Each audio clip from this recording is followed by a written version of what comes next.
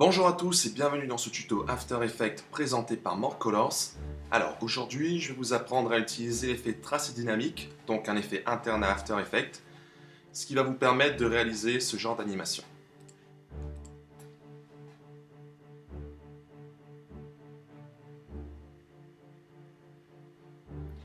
Voilà, donc comme vous avez pu l'apercevoir, bien sûr l'animation a été un peu plus poussée, un peu plus travaillée, mais l'effet du tracé dynamique reste le même, en tout cas les bases c'est les mêmes. Comme vous avez pu le voir, chaque élément apparaissait au fur et à mesure un peu de façon évolutive. C'est la spécificité du tracé dynamique et je vais tout de suite la mettre en pratique avec vous. Nous allons donc commencer le tuto. Bien sûr, si vous voulez avoir un aperçu de la vidéo en HD, il vous suffit juste de cliquer sur la vidéo qui est ici, qui est apparue ici, et elle vous amènera vers la page où est stockée la vidéo en question. Voilà donc, je vais peut-être effacer ça. Nous allons donc commencer en créant une nouvelle composition. Donc nouvelle composition, on va l'appeler tracé dynamique. C'est très original. Tracé dynamique, au niveau de la largeur et de la hauteur, vous pouvez la laisser par défaut, c'est pas un problème. Veillez juste à être en 25 images par seconde et avoir une durée de 3 secondes, c'est amplement suffisant pour notre tutoriel. Ok. Voilà, une fois que notre composition a été créée, nous allons importer donc la forme à laquelle on va appliquer l'effet tracé dynamique. Pour ma part, la forme elle est ici. Donc, After Effects. Voilà. Alors, nous avons donc notre forme que nous allons faire glisser dans notre zone de calque, donc dans notre ligne de temps. Voilà, comme vous l'apercevez, donc ma forme à moi c'est un cœur. Oui, je sais c'est un cœur, donc c'est un cœur que j'ai dessiné. Peu importe la forme que vous allez utiliser, ça peut être un trait, des courbes, un cercle, peu importe la chose.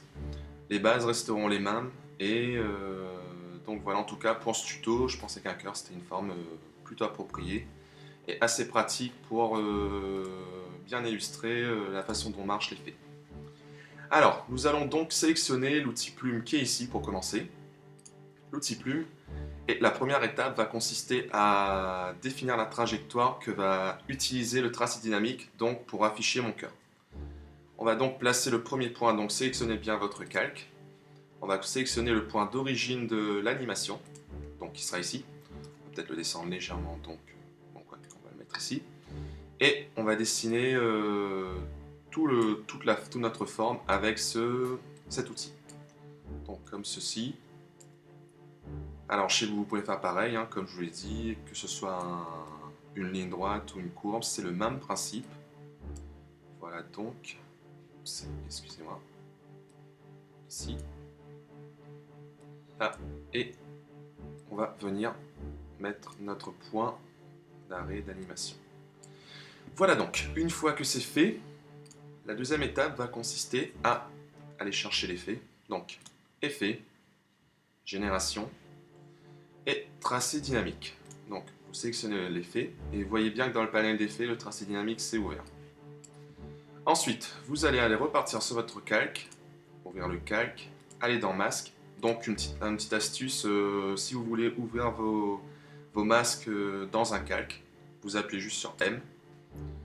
Donc, j'ai dit M, pas P, M. Ça sera un raccourci pour vos masques, ce sera plus rapide si vous avez des grosses compositions à travailler. Enfin bref, une fois que le masque est sélectionné, vous allez sur tracer du masque. Donc tracer du masque, vous le sélectionnez, vous faites un CTRL-C ou commande-C, donc un copier. Vous ouvrez votre panel d'effets, donc effet tracé dynamique. Vous allez sur la position et là vous faites un CTRL-V, commande-V, donc coller. Et vous voyez qu'une série de points clés va apparaître.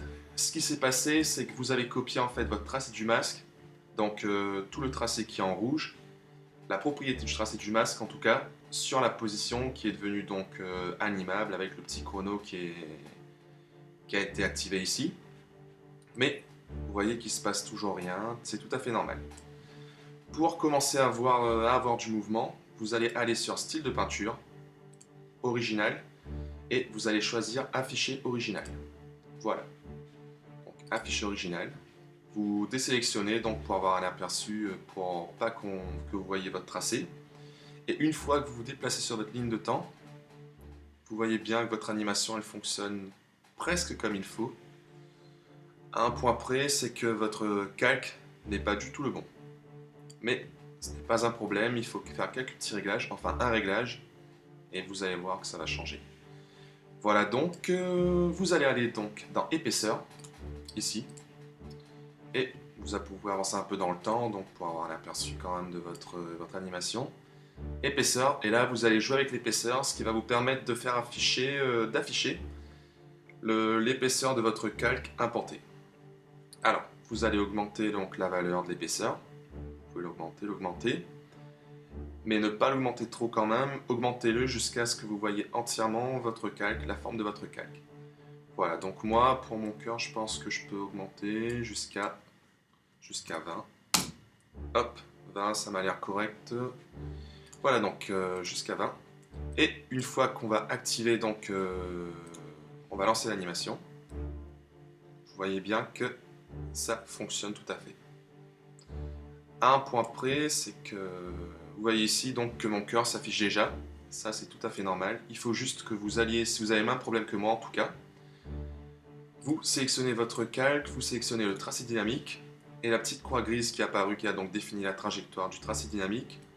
Vous la décalez légèrement vers le bas. Voilà. Et vous relancez l'animation. Et là, vous voyez que ça marche nickel. Voilà donc, c'est en gros le principe du tracé dynamique. Vous voyez donc comme je vous l'ai dit, c'était pas très compliqué, c'était assez rapide, mais c'est en même temps très efficace selon la façon que vous allez l'utiliser. Voilà donc, j'espère que mon tuto vous a été utile, qu'il a été quand même assez clair et précis. N'hésitez pas en tout cas, si vous avez des suggestions ou des remarques à me faire, à me laisser des commentaires. Et puis, laissez-moi un petit pouce vert si le tuto vous a plu, si vous a aidé. Ça fait toujours plaisir et ça me permettra à moi de continuer sur cette voie. Voilà, merci. À la prochaine. Ciao.